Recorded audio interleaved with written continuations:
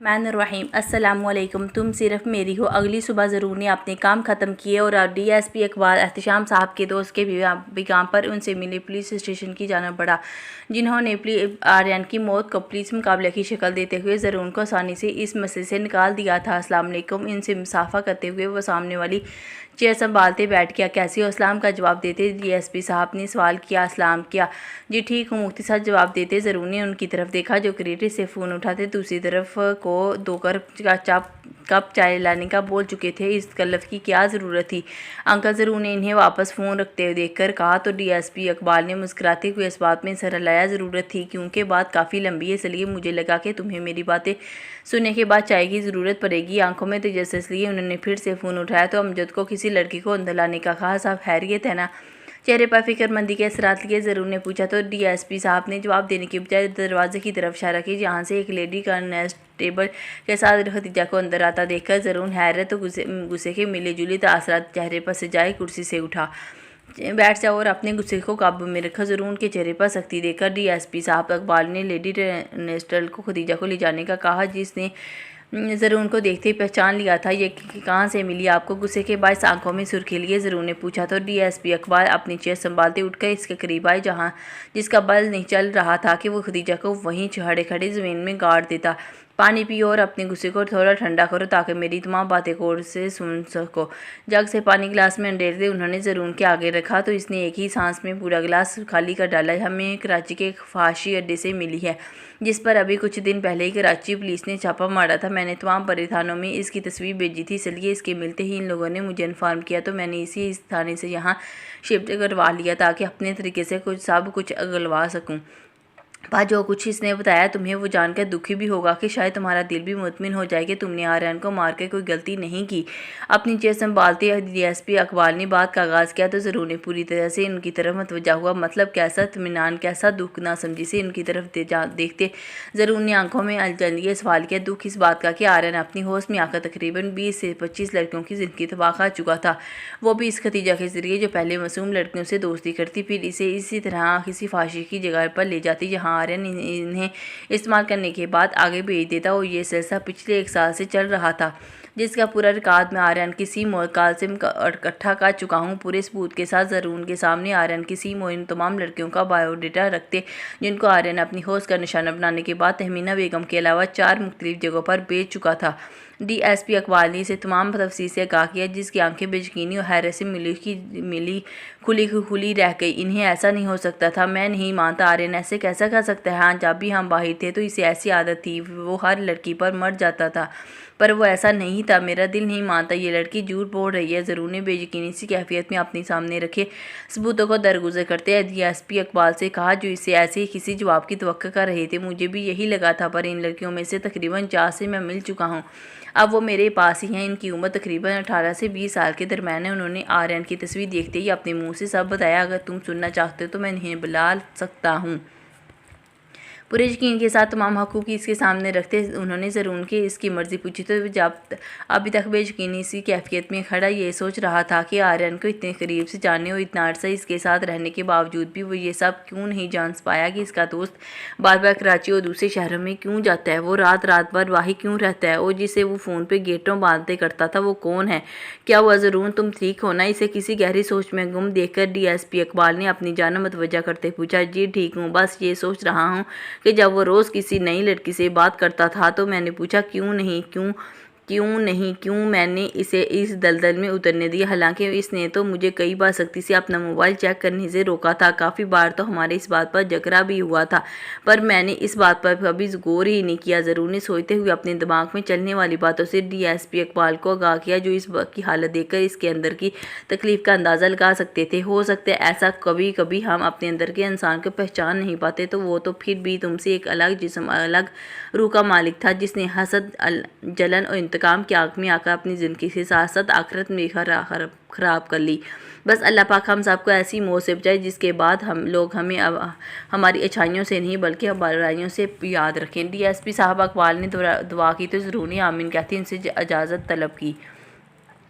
जो चाय आने पर इसे दोबारा से बिठा चुके थे। नूर इधर आओ मेरे पास। दीजान सुबह से ही इसे देख रही थी, जिसकी सूजी हुई आंखें सारी रात जागने और रोने की चुगली खा रही थी। क्या हुआ, तबीयत ठीक है? इसको तख्त पर अपने पास बैठाते उन्होंने सवाल किया तो नूर ने ज़बान के बजाय सर हिलाने पर इत्तफाक किया। मुझे नहीं लग रहा कि तुम ठीक हो, या फिर ये मैं कह सकती हूँ कि जब से तुम यहाँ आई हो मुझे एक भी दिन नहीं लगा कि तुम ठीक हो। साहिदा बेगम ने चांचती नज़रों से इसे देखा, जो चेहरे पर ज़बरदस्ती की मुस्कुराहट सजाने पर बुरी तरह नाकाम हो चुकी थी। क्या हुआ, ज़रून की वजह से परेशान हो? दूसरी तरफ से कोई जवाब ना पाकर साहिदा बेगम ने अंदाज़ा लगाया तो नूर ने जवाब देने की बजाय इनके गले लगते रोना शुरू कर दिया। नूर मेरी जान, क्या हुआ, ऐसे क्यों रो रही हो? किसी ने कुछ कहा है? शहनाज ने तो कुछ नहीं कहा। मुझे बताओ, मैं इसके कान खींचूंगी जिसने मेरी बेटी का दिल खाया। साहिदा बेगम ने इसे इस तरह रोता देखकर फिक्रमंदी से पूछा कि इसने कुछ नहीं कहा दीजान। नूर ने रोने के दरमियान अटकते हुए अपनी बात मुकम्मल की। तो फिर ये आंसू कैसे, क्या हुआ है? ज़रूर ने कुछ कहा नहीं, वो तो मुझसे अपना हाथ तलक तोड़ चुके हैं। जब से मैं यहाँ आई हूँ उन्होंने मुझे एक भी कॉल नहीं की, बल्कि कभी मैसेज करके मेरा हाल तक नहीं पूछा। दीजान, मैं जानती हूँ मेरी गलती थी जो मैंने इस खतीजा पे एतबार किया, पर आप बताएं क्या मैं चाहती थी मेरे साथ वो सब हो? आंखों में शिकवा लिए इसने साहिदा बेगम से पूछा। वो पहले ही से जानती थी कि इस दिन ज़रूर ने ज़रूर कोई बात की थी जिसकी वजह से नूर ने इनके साथ यहाँ आने का फ़ैसला किया। तब से अब तक वो इनसे झूठ बोलती, इनका तसल्ली देती आई थी कि ज़रूर ने इसे रोज़ कॉल करता है। वो गलती तुमने अनजाने में की थी, पर यह गलती तुमने जानबूझ के की है। तुम्हें मुझे शहर में ही बता देना चाहिए था कि ज़रूर ने तुमसे क्या कहा, पर लगता है तुम अपनी दीजान पर एतबार नहीं था, जो पिछले 1.5 महीने से ये दुख अपने अंदर लिए बैठी हो। नहीं दीजान, ऐसी बात नहीं है, मैं आपको परेशान नहीं करना चाहती थी। मुझे लगा कि मैं कुछ दिन यहाँ रहूँगी और ज़रूर खुद ही मुझे मनाने आ जाएंगे, पर अपनी बात अधूरी छोड़ते इसने अफसोस से नज़रें झुकाई। पर यह कि मैंने तुम्हें इस वक्त भी समझाया था कि इस बार पहल तुम्हें ही करना पड़ेगी, पर तुमने एक ही बार में हार मान ली। अपने हक के लिए तो लोग आखिरी सांस तक लड़ जाते हैं, मगर मेरी जान, तुमने ज़रूर के वक्ती गुस्से को यहाँ आकर हवा दे दी। मैंने कितना समझाया था तुम्हें हमारे साथ मत आओ, लेकिन तुमने क्या किया? गहरी सांस लेते उन्होंने नूर को देखा, जिसकी आंखें एक बार फिर से अश्क बहाने लगी। मैं बात करूंगी ज़रूर से, तुम परेशान मत हो, यूं रो रो कर खुद को हल्कान मत करो, इंशाल्लाह जल्दी सब ठीक हो जाएगा। इसे अपने साथ लगाते साहिदा बेगम ने तसल्ली दी और आज ही ज़रूर की क्लास लेने का सोचते नूर को चुप करवाने लगी, जो इन चंद दिनों में ही परेशानी से आदी रह गई थी। दीजान के सामने रोने के बाद नूर का दिल काफ़ी हल्का हो चुका था, तभी वो इनके कहने पर नहाने और कपड़े तब्दील करने के बाद नीचे आ गई। यहाँ अब एहतशाम साहब भी ज़मीनों से वापस आ चुके थे। अस्सलाम वालेकुम बाबा साईं, इनके आगे सर झुकाते नूर ने एहतराम से कहा तो एहतशाम साहब ने वह मुस्कुराते हुए इसके सर पर हाथ फिरा। वालेकुम सलाम, कैसी हैं आप मेरी बेटी? सलाम का जवाब देते उन्होंने खुश दिली से पूछा। जी बाबा, मैं ठीक हूँ, पर आप आज दोपहर के खाने पर क्यों नहीं आए? रशीदा को जाने का इशारा करते नूर ने खुद चाय का कप उठाकर एहतशाम साहब को थमाते हुए सवाल किया। वो बस ज़मीनों पर थोड़ा काम था, वैसे भी आज मौसम के तेवर कुछ ठीक नहीं है, लगता है बारिश होगी, इसलिए बस पानी की निकासी वगैरह का इंतज़ाम करवाते करवाते इतना वक्त हो गया। चाय का सिप लेते उन्होंने नूर के सवाल का जवाब दिया, जो अब शहनाज बेगम साहिदा बेगम को चाय देती अपना कप लिए उनके करीब ही बैठ चुकी थी। अच्छा, मैंने तो आज आपकी फेवरेट चिकन कढ़ाई बनाई थी, सोचा आज आपसे बहुत सारी आपने कितनी तारीफ़ें सुनूंगी, पर आपने ना आकर मेरा सारा मूड ख़राब कर दिया। मुंह बसोड़ती इसने मान के साथ शिकवा किया। जब से वो यहाँ आई थी एहतशाम साहब और शहनाज बेगम ने बिल्कुल इसे बेटियों की तरह रखा हुआ था, इसलिए वो इतनी जल्दी उनसे घुल मिल गई कि हर बात शिकवा करने से कर लेती। वो तो ये बात है, तब भी मैं सोचूं आज मेरे ना आने पर इतनी बेचैनी क्यों? अगर तुमने बनाई है तो ले आओ, मैं अभी खाकर तारीफ़ें कर देता हूँ। नूर के सोने पर उन्होंने चाय का कप वापस टेबल पर रखते कहा तो इसने आंखों में चमक एहतशाम साहब को देखा, जिन्होंने सिकंदर साहब की सारी बेरुखी बातें बुला दी थी। जी बाबा, मैं अभी लाई। उनकी बात सुनते ही वो खुशी खुशी उठकर किचन की जाने बढ़ी तो साहिदा बेगम एहतशाम साहब से अनाज के बारे में पूछने लगी, जो कल ही उन्होंने गरीबों में बांटने के लिए तैयार करवाया था।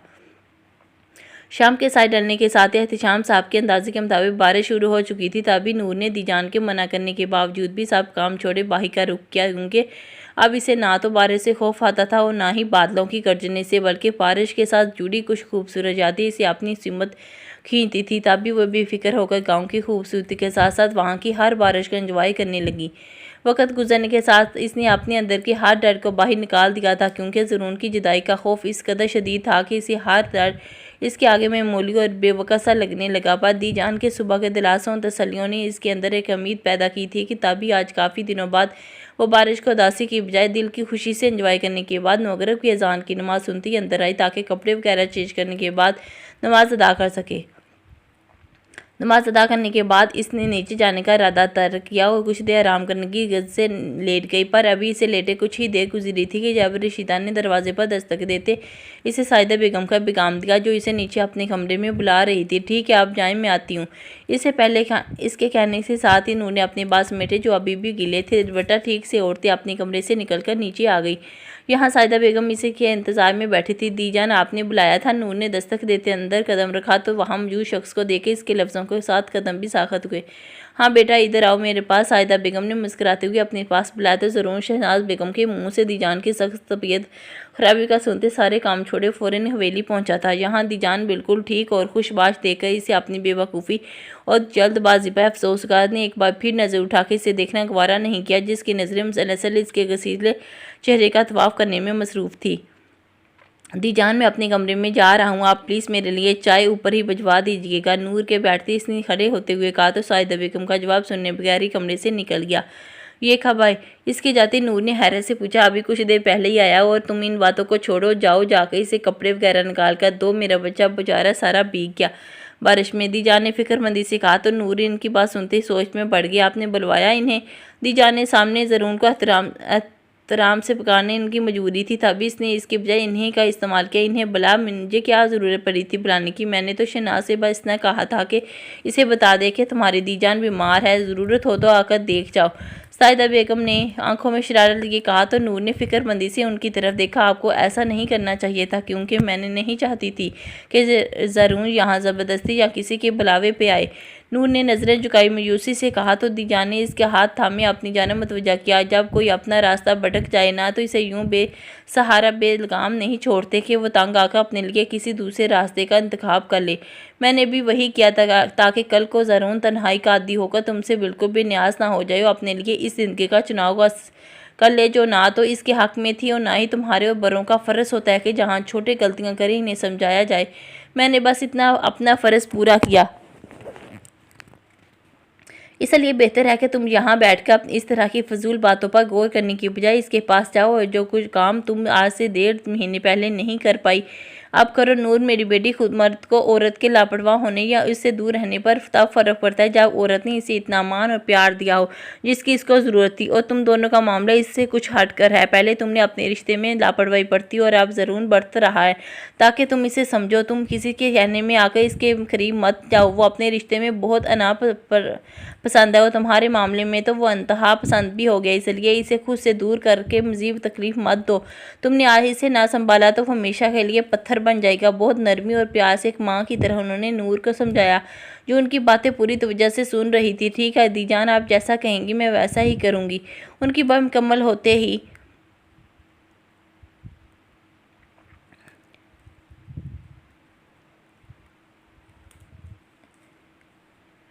नूर ने इन्हें ज़रूर का जल्द राज़ी कर लेने की तसल्ली दे उठकर कमरे से बाहर आ गई, ताकि ऊपर जाकर इस खरूस को देख सके जो पिछले 1.5 महीने से इससे मुंह मोड़े बैठा था। कमरे में आते ही ज़रूर को शिद्दत से अपनी बेवकूफ़ी पर गुस्सा आया कि क्योंकि इसने शहनाज बेगम की बात पर यकीन किया। ये औरतें होती ही चालाक हैं, हम मर्द मासूम इनकी बातों में आ जाते हैं। अलमारी से अपने कपड़े निकालते हुए मसले से बड़बड़ा रहा था जब किसी ने दरवाजे पर दस्तक दी। आ जाएंगे। ज़रूर को लगा शायद खानसामा चाय लेकर आया, तभी वे फिक्री से इजाज़त देते अपनी शर्ट पहनने लगा। तुम यहाँ क्यों आई हो? नूर को अंदर आते दाखिल होते देखकर इसने शर्ट वे बटन बंद किया, जो इसे देखते ही जल्दी से अपनी आंखों में हाथ रखे रुख फेर चुकी थी। क्या मतलब, क्यों आई हो? आपके इत्तला के लिए अर्ज़ है कि अब ये मेरा कमरा है और पिछले 1.5 महीने से मैं यहीं कि यहाँ पजीर हूँ। कहने के साथ ही नूर ने आगे कदम बढ़ाए और ज़रूर की यकीन दिलाने के लिए अलमारी का दूसरा हिस्सा खोला, जिसमें इसके कपड़े और चीज़ें तरतीब से रखी थी। तो ठीक है ना, अब मैं यहाँ आ गया हूँ, अपने लिए चीज़ें समेटो और यहाँ से निकलो। ज़रूर पहले ही इसकी चीज़ें देख चुका था, पर खुद को अनजान जाहिर करते इसने अलमारी में से इसके कपड़े निकाल कर बेड पर फेंके। क्या मसला है तुम्हें? और मैं कहीं नहीं जाऊँगी, बल्कि तुम भी नहीं कहीं नहीं जाओगे आप। आंखों में चमक लिए हुए इसके करीब आई, जो इसके पतले हुए रंग देखकर दंग रह गया, पर कुछ भी इस पे जाहिर किया गया। इसने एक नज़र नूर के हाथों को देखा जो अब इसके सीने पर दड़े थे। तमीज़ से रहो लड़की, अपनी हाथ क्रॉस करने की कोशिश मत करो। अपने सीने पर रखे इसके हाथों को झटकते ज़रूर ने गुस्से से कहा, तो नूर ने पीछे हटने की बजाय अपने बाजू इसकी गर्दन में हुमाल किया। हाथ में ही हूँ, शायद तुम भूल रहे हो कि मैं लड़की होने के साथ साथ तुम्हारी बीवी हूँ। तुम्हारे करीब आने तुम्हें छूने का हक रखती हूँ। इसकी आंखों में देखते नूर ने पूरी जरायत और बहादुरी का मुजाहरा करते ज़रूर के माथे पर पड़ती तेवरियों को हाथों से मिटाने की कोशिश की। मुझे पता है मैंने ज़िंदगी में बहुत सी बेवकूफ़ियाँ की हैं, पर अब तुम्हें मज़ीद नाराज़ रहकर मैं इन तमाम बेवकूफ़ियों को फिर से दोहराना नहीं चाहती। इसलिए तुम्हें जितना गुस्सा करना है, जितना डांटना है डांट लो, पर प्लीज़ मुझे यूं खुद से दूर मत करो। मेरे पास तुम्हारे अलावा कुछ भी नहीं है। आस्ते से सर इसके सीने से झुकाए नूर ने अपने आंसू को छुपाने की कोशिश की। सॉरी, मैंने सुना नहीं कि तुमने क्या कहा। शायद तुमने कहा कि मैं तुम्हें डांट लूँ, गुस्सा करूँ, पर किस हक से? तुमने तो कभी आज तक मुझे इतना हक भी नहीं दिया कि अपनी ज़िंदगी में थोड़ी सी अहमियत, थोड़ी सी जगह दे सकूँ। बल्कि तुम्हें तो मुझसे ज़्यादा इस दोस्त को अहमियत देना बेहतर लगा जो तुम्हें इस दलदल तक ले गई, जहाँ इस दिन अगर अहमद ना पहुँचता तो। उसके बाजू अपने गर्दन से निकालते ज़रूर ने बात को अधूरा छोड़ा और नूर को खामोश देखकर कमरे से बाहर निकल गया, जो इसकी अधूरी बात का मतलब अच्छे से समझ चुकी थी और जो भी समझी थी वो किसी हैसियत से कम नहीं था। तभी इसने ज़रूर के जाते ही बेड पर बैठ पड़े अपने कमरे को देखा, जिसकी बिल्कुल इसके वजूद की तरह ना तो इसके कमरे में कोई जगह थी और ना ही इस घर में। उनको हवेली आए 1 हफ्ता हो चुका था, पर इसने नूर को दोबारा अपने करीब आने या बात करने का मौका नहीं दिया। दीजान और बाकी घर वालों की वजह से रात इसके सोने के बाद कमरे में आता और इसके उठने से पहले यह कमरे से निकल जाता। सारा दिन एहतशाम साहब के साथ बाहर रहता ताकि नूर को इससे बात करने का कोई मौका ना मिले। और दूसरी तरफ नूर ने भी इस दिन के बाद इसे इसके हाल पर छोड़ दिया, क्योंकि इसने रूखे और सख्त रवैये ने इसे काफ़ी दिल बर्दाश्त किया था। इसलिए रात इसके आते ही वो नींद ना आने के बावजूद भी सोती हुई बन जाती, ताकि इसके एहसास को कुछ देर के लिए ही सही पर अपने करीब महसूस कर सके। आज ज़रूर की तबीयत सुबह से ही कुछ ख़राब सी, शायद मौसम की खराबी थी या कि जिसकी वजह से इसे जिस्म में दर्द के साथ बुखार भी महसूस हो रहा था। तभी वह एहतशाम साहब के साथ जाने के बजाय घर पर ही रुक गया था ताकि आराम कर सके।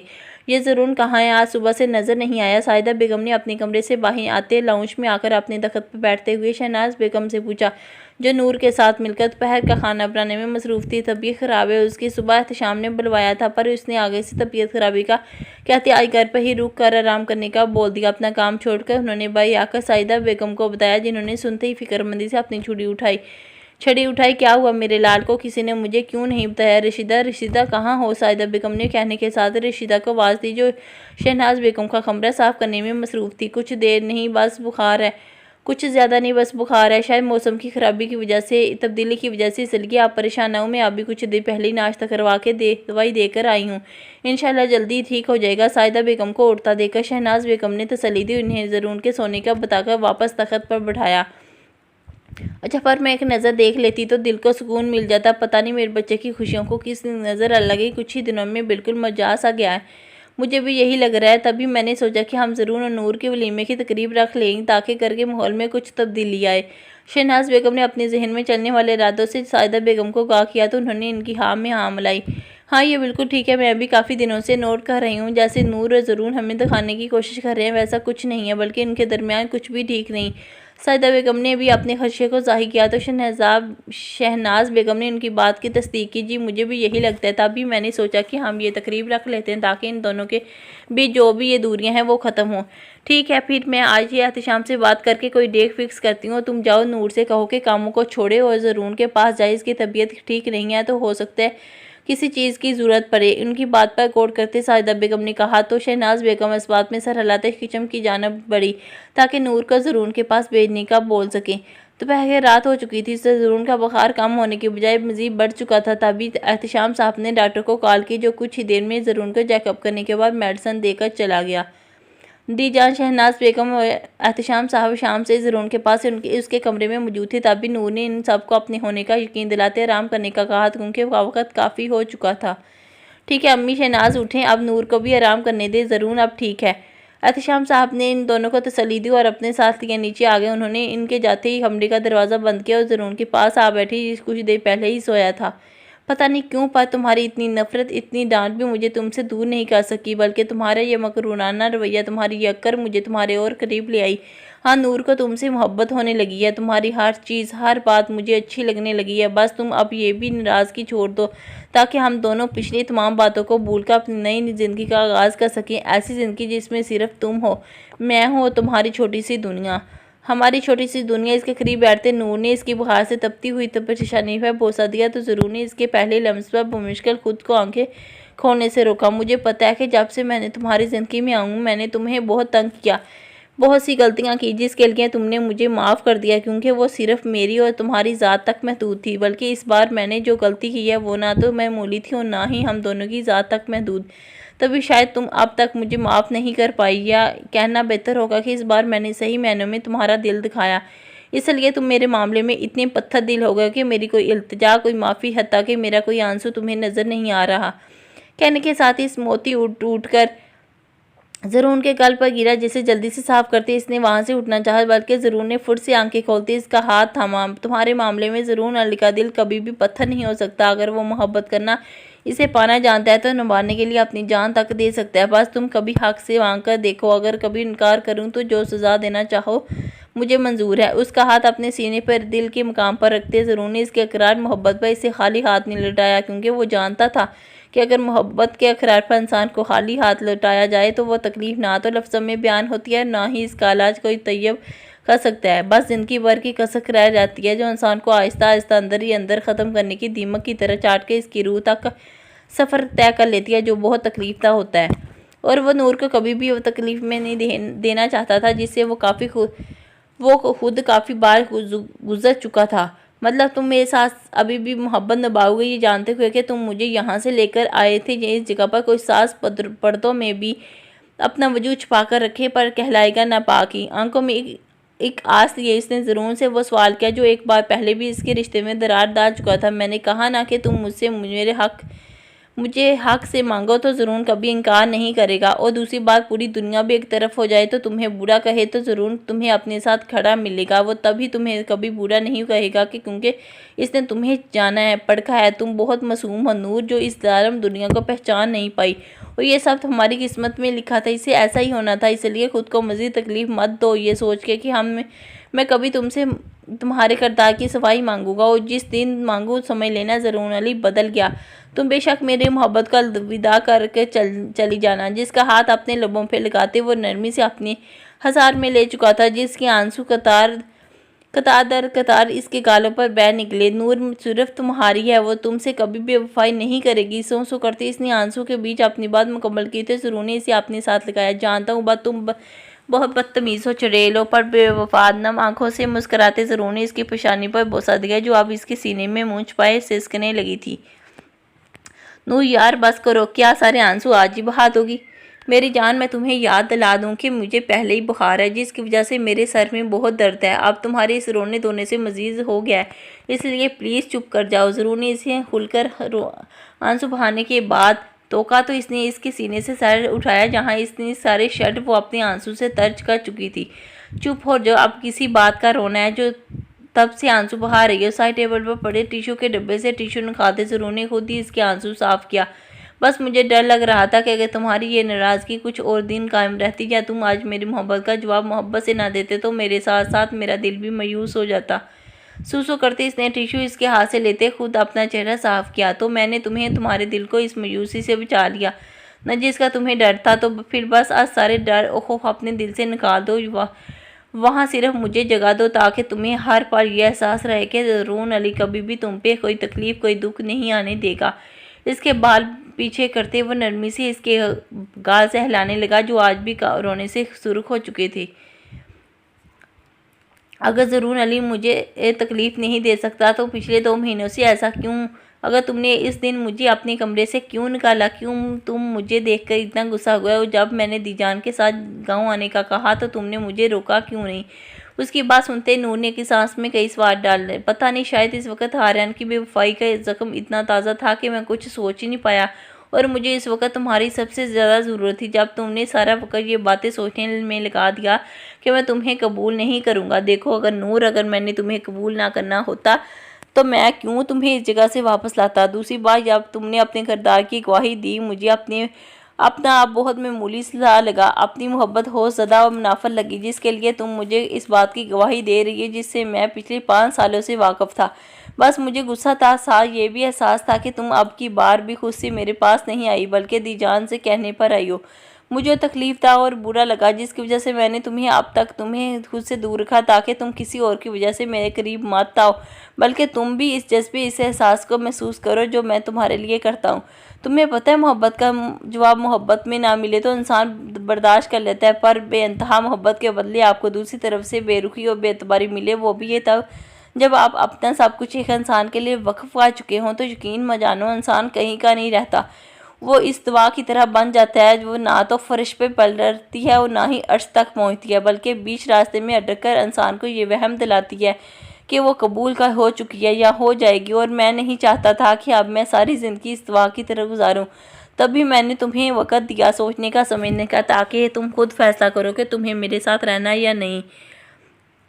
उसका हाथ अपने लबों पे लगाते ज़रूर बेहद नरमी से अपनी बात समझाई। अगर मैं ना रहना चाहती तो? इसकी आंखों में देखते नूर ने एक और सवाल डाला। तो भी मैं तुमसे बर्दाश्त नहीं हो सकता था, क्योंकि मैं ये तो बर्दाश्त कर सकता था कि तुम मुझसे दूर हो, मुझसे बात ना करो, पर मेरी नज़रों से ओझल हो ये मैं बर्दाश्त नहीं कर सकता था। इसके सवाल का जवाब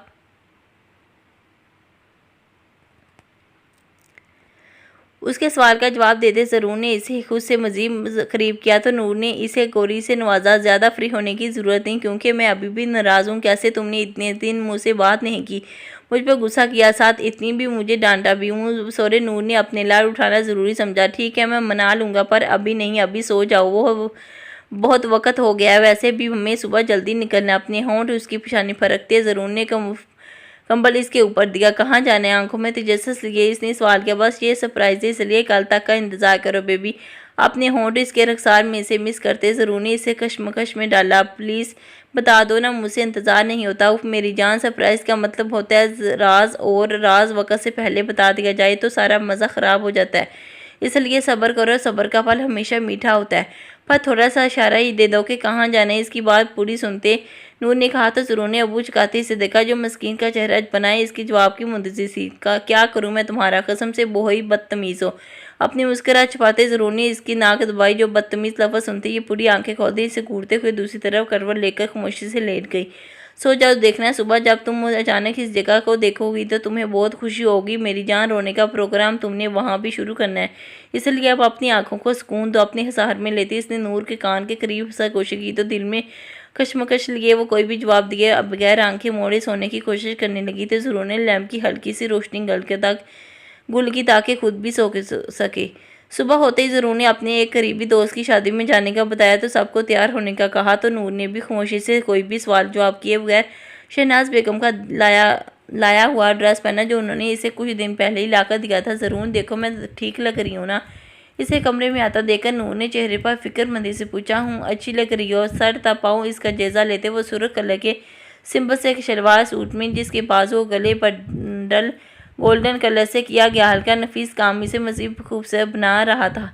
साथ गोल्डन कलर का दुपट्टा लिए जिसके पल्लू पर कमीज़ की तरह का काम किया हुआ था। हल्के मेकअप के साथ बालों को ढीले से जोड़े की शक्ल देकर कानों में गोल्डन कलर के टॉप्स, गले में नाजुक सी चैन पहने खड़ी ज़रूर की इतनी सी तारीफ पर मुँह फैला चुकी थी। बस ठीक लग रही हूँ।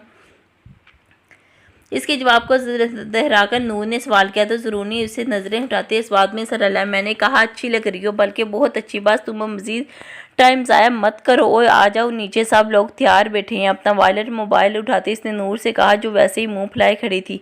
क्या वो जाना नहीं? क्या वो वैसे खड़ा देखकर नहीं? मतलब जाना मतलब के हद है। तुम्हें तो ठीक से किसी की तारीफ़ करना भी नहीं आती। मैं तो इतनी मेहनत से तुम्हारे लिए तैयार हुए, तुमने एक सरसरी नज़र डाल कर कह दिया कि अच्छी लग रही हो। बाढ़ में जाओ तुम। दान पीसते इसने अपने गुस्से का इज़हार किया तो ज़रूर ने इसकी बात सुनते गहरी सांसें और कदम वापस इसकी जानिब बढ़ाए जो चेहरे पर 12 बजाए खड़ी थी। अच्छा मतलब होता है बहुत प्यारी लग रही हो। अपना हाथ इसकी कमर पर रखते ज़रूर ने इसे खुद से करीब करते अपनी बात को जारी रखा। बिल्कुल पड़ी जैसी, बल्कि बेबी डॉल लग रही हो मेरी जान। उसकी पेशानी पर बोसा देते ज़रूर ने तारीफ़ की तो नूर ने शर्माते हुए पलटे बल्कि जब कमाते शुक्रिया अदा किया, थैंक यू, बस इतना बहुत है या झूठ बोलो और झूठ बोलूं।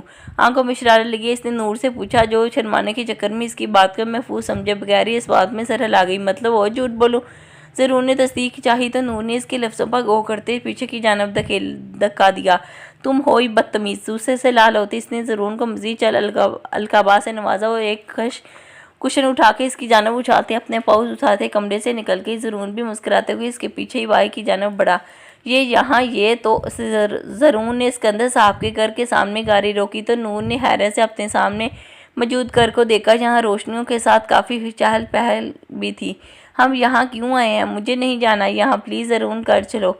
एक नज़र उस जगह को देखने के बाद नूर ने आंखों में नमी लिए ज़रून से कहा, जो अब गाड़ी एक साइड पे लगाते अपनी तरफ का दरवाज़ा खोलकर बाहर निकला और घूम कर इसकी जानब दरवाज़ा खोल चुका था। क्यों नहीं जाना? नूर देखो बेटा, ज़िंदगी में बहुत सी रंजिशें ऐसी होती हैं जहाँ जिन्हें भूलना इंसान के बस में नहीं होता, पर अगर तुम्हें इन्हें याद रखने से तकलीफ़ हो तो हमें लगता है कि इनको भूल जाना ही बेहतर। बाकी तमाम घर वालों का रद्द-ए-अमल ज़रून के अमल का जवाब था। इस वक्त हालात ऐसे थे कि वो ना तो तुम पर एतबार कर सकते थे और ना ज़रून के, इसलिए जहाँ तक तुम्हें लगता था तुम बेकसूर हो तो मेरी जान कसूरवार वो भी नहीं। दीजान ने बहुत नरमी से इसे समझाया, जिसकी आंखें ज़बर से सुर्ख हो चुकी थी। पर दीजान, ये लोग मुझसे नफ़रत करते हैं, मैं नहीं जाऊंगी। पूरी बात सुनने के बाद नूर ने एक और नुक्ता उठाया। नफ़रत नहीं करते, बस कुछ गलत फहमी की पट्टी थी जो कुछ वजूहात की वजह से इन सब की आंखों में बंद गई थी, जिससे अल्लाह पाक ने बहुत तरीके से उठा दिया है। तभी तुम्हारे अब्बू और भाई ज़रून के पास आए थे तुम दोनों को मनाने। मतलब आप ये सब जानती थी?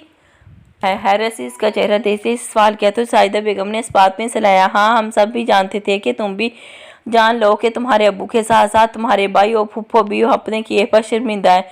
इन सब को अपनी की हुई ज़्यादती की सज़ा मिल चुकी है, इसलिए तुम आप भी अपने इन्हें माफ़ कर दो। अपना दिल साफ करके इन तमाम खुशियों की जानब कदम बढ़ाओ जो तुम्हारे मुंतज़िर है। उसके आंसू साफ करते हुए दीजान ने इसके सर पर हाथ रखा तो नूर ने एक नज़र शहनाज बेगम और एहतशाम साहब को देखा, जो इसके फैसले के इंतज़ार में थे। ठीक है, इस बात में सर हिलाते इसने ज़रून के बढ़ते हुए हाथ को थामा और गाड़ी से निकलकर इन सब के साथ ही अंदर की जानब बड़ी। यहाँ हारिस हाशर ने इसे देखते ही अपने सीने से लगाया। तमाम पुरानी रंजिशों को ख़त्म करते अंदर की जानब लेकर बढ़े। यहाँ सिकंदर साहब सुबह से इसी के इंतज़ार में बैठे थे। फरीहा बेगम और सायरा से मिलने के बाद इसके अंदर के काफ़ी बाकी शिकवे शिकायत भी ख़त्म हो गए थे। तभी इसकी नज़र व्हील चेयर पर बैठी अपनी बाप पर पड़ी, जी आज बेबसी की तस्वीर बनी इशारे से अपनी जाने बुला रहा था। अब ये सब कैसे हुआ? नूर ने उसके करीब नीचे ज़मीन पर बैठती इसके लाचार वजूद को देखा तो सिकंदर साहब की आंखें अश्कबार हुई। उन्होंने अपने होंठ हिलाते कुछ कहने की कोशिश की, पर आज उनके अल्फाज उनका साथ छोड़ चुके थे। तभी वह मुश्किल अपने हाथों को हरकत की उन्होंने नूर के सामने जोड़ी, जिसकी तरफ का इनके हाथों को अपने चेहरे से लगाया। मैंने आपको माफ़ किया, बस आप मुझे माफ़ कर दिया। आंसू बहाती आज वो अपने रिश्तों के बीच खुद को जितना भी खुशनसीब समझती थी कम थी। बस आज अब ये रोने धोने का प्रोग्राम ख़त्म करो यार। पहले मेरी शादी आप सब की वजह से पूरे 9 महीने लेट हो चुकी है। अब भी क्या आप लोग चाहते हैं कि मैं फिर से कुछ महीने इंतज़ार करूं? हारिस ने नूर के चुप होने के कोई आसार न देखकर खफकी से कहा तो सिकंदर साहब के साथ साथ नूर के चेहरे पर मुस्कुराहट आई, क्योंकि वो आज समझ चुकी थी गलतियों को माफ़ कर देना और इनसे सबक सीखना सारी उम्र बैठ के उन पर मातम करने या खुद को तकलीफ देने से बेहतर था। एक बेपूछ शाम के साथ तकरीबन रात 10 बजे ख़त्म हुई तो ज़रून ने वापसी की तैयारी पकड़ी। तभी साहिदा बेगम ने उन सबको ज़रून और नूर के वलीमे की तकरीब का बताते गाँव आने की दावत दी। ठीक है, हम ज़रूर आएंगे, पर हमारा तो ख्याल था कि हम नूर को यहाँ से अपने घर से रुखसत करें ताकि जो हमारे दिल में इसकी खुशियाँ देखने की कसक है वो ख़त्म हो। फरीहा बेगम ने अपने ख्याल का इजहार किया तो हारिस और हारिश के साथ साथ सिकंदर साहब ने भी उनकी हाँ में हाँ मिलाई। जी मेरा भी यही ख्याल था कि अगर आप लोग बुरा ना माने तो हारिस ने भी अपनी ख्वाहिश का इजहार किया तो ज़रून ने दीजान को इशारे से मना किया। ठीक है, हमें तो कोई एतराज़ नहीं था, पर मुझे लगता है आप ज़रून और नूर का एतराज़ हो सकता है। साहिदा बेगम ने सारी बात उन दोनों पर डाली। नहीं, मुझे कोई एतराज़ नहीं। नूर ने ज़रून के मना करने के बावजूद हामी बढ़ी, पर मुझे है, क्योंकि मुझे लगता है कि हर काम एक वक्त मुकर्रर है, वो अपने मुनासिब वक्त पर ही तो अच्छा लगता है। अब जबकि सबको इस शादी का पता है, हम भी अपने रिश्तेदारों को मुनासिब अल्फाज में बता चुके हैं, तो पर ऐसे एकदम रुखसती करना लोगों की बंद ज़ुबानों को दोबारा से बातें करने का मौका देने के मुतरादफ होगा। एहतिशाम साहब ने ज़रूर से पहले ही अपनी राय का इज़हार मुनासिब अल्फाज में किया। हाँ तो ठीक है आपकी, बस फिर ठीक है, हम वलीमे के फंक्शन को ही बारात को फंक्शन समझ कर इंजॉय कर लेंगे। फरीहा बेगम ने इनकी बात समझते गुस्सा किए बगैर कहा तो हाशो हासा की भी एहतिशाम साहब की बात को अहमियत दी और गुस्से दे मज़ीद इसी खुशगवार माहौल में बातें करने के बाद इजाज़त तलब करते वापसी के लिए निकल पड़े। गांव का सफ़र काफ़ी लंबा होने की वजह से ज़रूर इन सबको अपने साथ अपार्टमेंट ले आए ताकि रात वहां गुजार कर सुबह स्कूल से गांव जा सकें। अपार्टमेंट पहुंचते ही एहतिशाम साहब अला कमरे में और शहनाज बेगम साहिदा बेगम के साथ उनके कमरे में थकावट का बोलते आराम करने चली गई। नूर में सारा दिन सफ़र तकरीब की वजह से थकावट पर नडाल होकर अपने कमरे में जाकर लेटते खालदा बेगम के बारे में सोचने लगी, जिनके बारे में इसे फरीहा बेगम ने बताया था कि कैसे उन्होंने मलाइका को कत्ल किया और अब खुद पिछले 3 महीनों से कोमा में है। तभी जुनैद और सलीम साहब तकरीबन शिरकत करने नहीं आए। इनके अंजाम को सोचते हुए इसे लेटे कुछ ही देर गुजरी थी कि इसे अपने कमरे में किसी की मौजूदगी का एहसास हुआ। तभी इसने अपना बटा लिए चार तरफ नजर, जहाँ कोई भी नहीं था। उफ, यह ज़रूर कि इसको इस वक्त ही काम याद आना था। नूर ने दिल में खौफ ज़दा होती इसे कोसा, जो अभी कुछ देर पहले ही काम का बोलते बाहर निकल गया था। मैंने कहा भी था टेरेस का दरवाज़ा बंद कर देना, पर मेरी तो कोई बात समझ नहीं आती। मैंने कहा भी था टेरेस का दरवाज़ा बंद कर देना, पर नहीं तो मेरी कोई बात समझ ही नहीं आती। खुद कलामी करते वो टेरेस का दरवाज़ा बंद करने के लिए उठे। वैसे भी इसने अपने हाथ बढ़ाया तो किसी के पीछे से इसे अपनी जानब खींचा। तुम्हें क्या लगा कि तुम इतनी जल्दी मुझसे दूर हो जाओगी? इसके मुंह पर हाथ रखती इस शख्स ने इसके कान के करीब होते सरगोशी की तो खौफ से नूर का पूरा वजूद कांपने लगा। तुम्हें क्या लगा तुम मुझसे इतनी जल्दी पीछा छुड़ा लोगी तो मैं तुम्हें इतनी आसानी से ज़रून का होने दूंगा? तो ये तुम्हारी गलत फहमी है। ज़रून कभी भी तुम्हें नहीं छोड़ेगा। आस्ते से ऊँट इसकी गर्दन पर रखते इसने बोसा दिया तो नूर के वो लफ्ज़ जाना पहचाना सा लगा और साथ आवाज़ भी। तभी इसकी आवाज़ इसने खौफ के बावजूद भी इसका हाथ उठाते अपना रुख दूसरी जानब किया। जहाँ खड़े इंसान को देखती इसकी आंखें पटी रह गईं। ज़रूर तुम जैन कैसे हो सकते हो? नहीं नहीं नहीं तुम नहीं, वो तो आर्यन था। खुद को चीखने से रोकते इसने अटकते हुए अपनी बात मुकम्मल मैं क्यों नहीं हो सकता? ज़रूर आर्यन तुम्हारे साथ झूठ बोला ताकि तुम अपनी गलती को छुपाने के लिए मुझे कुछ न बुलाओ और वो अपना काम आसानी से कर सके। 2 कदम इसकी जानिब बढ़ाते ज़रूर ने इसे पीछे दीवार के साथ लगाया जो अभी भी आंसू में खौफ लिए कांप रही थी। नहीं, ऐसा नहीं हो सकता, इसने मुझे खुद बताया था कि वो जैन है। नूर ने नफ़ी में सर हिलाती इसकी आंखों में देखा जो अपना मोबाइल ऑन करती इसके तमाम मैसेजेस निकाल के इसके सामने कर चुका था। रिश्ते में बेतबारी का यही अंजाम होता है कि दुश्मन इंसानी से वार करने में कामयाब हो जाता है, जैसे कि आर्यन ने किया। और तुम्हें तो इसी दिन समझ लेना चाहिए था कि जब इसने जैन होने से इनकार किया। हालांकि इसके पास मौका था। अगर वो जैन होता तो वो बहुत आसानी से इस अपने मकसद में कामयाबी हासिल कर सकता था। इसका हाथ पकड़ते बेड पर बिठाते ज़रूर ने इसके दर्द को कम करने की कोशिश की जो एकदम से जैन को नाम सुनती इसका वजूद महसूस करते इसके चेहरे से पर आ चुकी थी। पर तुमने ये सब क्यों किया? क्या मतलब? पहले जैन और अब ज़रून। तुम जैन बनकर आसानी से मुझसे इनकार कर सकते थे, फिर ये ज़रून बनकर इतना कुछ क्यों किया? नूर ने अपने जहन में चलते सवालों को ज़बान पर लाते इसे देखा जो अब इसके करीब भी बैठ चुका था। इसलिए क्योंकि मैं नहीं चाहता था कि तुम जैन से बदगुमान हो। अपनी ज़िंदगी में एक वह रिश्ते से भी तुम्हारा एतबार उठ जाएगा जिस पर तुमने ज़िंदगी पर सबसे ज़्यादा एतबार किया। मैं चाहता था कि तुम्हारे दिल में महरम बनकर अपनी जगह बनाऊं और मैं कैसे जैन की सूरत तुम्हारा एतबार तोड़ सकता था? कैसे मैं तुम्हें तुम्हारे एक वह रिश्ते से बदगुमान कर सकता था जिस पर तुम्हें यकीन था, मान था कि वो जो भी हो जाए पर अजय तुम्हें तकलीफ़ नहीं देगा। इसलिए मैंने ज़रूर बनकर तुमसे निकाह किया क्योंकि मैं खुद से ही जेलस था। मुझे अपना आप ना महरम की सूरत तुम्हारे दिल में बसता अच्छा नहीं लगा। मैं चाहता था कि तुम महरम की सूरत में मुझसे मोहब्बत करो। उसका हाथ अपने हाथ में लेते ज़रूर ने जवाब दिया तो नूर ने शिकवा करना नज़रों से इसे देखा। पर फिर भी तुम जैन को मेरी नज़रों से अच्छा नहीं बना सके क्योंकि वो बेशक तुम भी थे, पर तुम थे तो ना महरम। अल्लाह ने मुझे इस बात की सज़ा आर्यन की शक्ल में दी। मैं तब से अब तक अपने दिल में ये कसक लिए बैठी हूँ कि काश मैं उससे बात ना करती कि मेरे साथ ऐसा ना होता। अपना हाथ आज तक ही से इसके हाथ के नीचे से निकालते नूर ने गहरी सांस लेते खुद को पसकून किया। आर्यन ने बस मेरी दोस्ती कहा, मेरे यकीन का फ़ायदा उठाया। ठीक कहती हैं दीजान, कभी किसी को अपने दिल के राज से आगाह ना करो क्योंकि जब इंसान किसी को अपने दिल के राज से आगाह कर देता है तो वो इसकी मुट्ठी में कैद होने लगता है। जैसे वे मैं हुआ। मैंने अपनी और तमाम हरी बात आर्यन को बताई। मतलब मैं तुमसे बात करता था, ये सब आर्यन को पता था। तभी इसने इन सब से फ़ायदा उठाते तुम्हें तकलीफ दी, क्योंकि वो जानता था कि तुम मेरे लिए सबसे कीमती हो।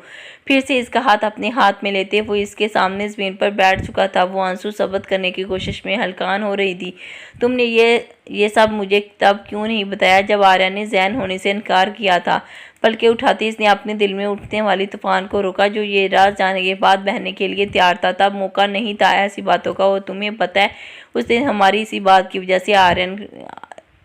से आर्यन फंसा था। अगर तुम ये बात ना करती तो शायद मैं इस पर एतबार कर लेता।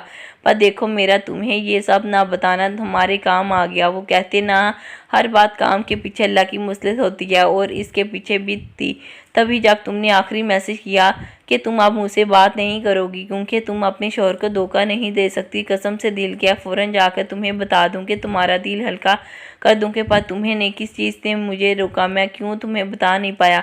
नम आंखों से मुस्कुराती इसने नूर को देखा,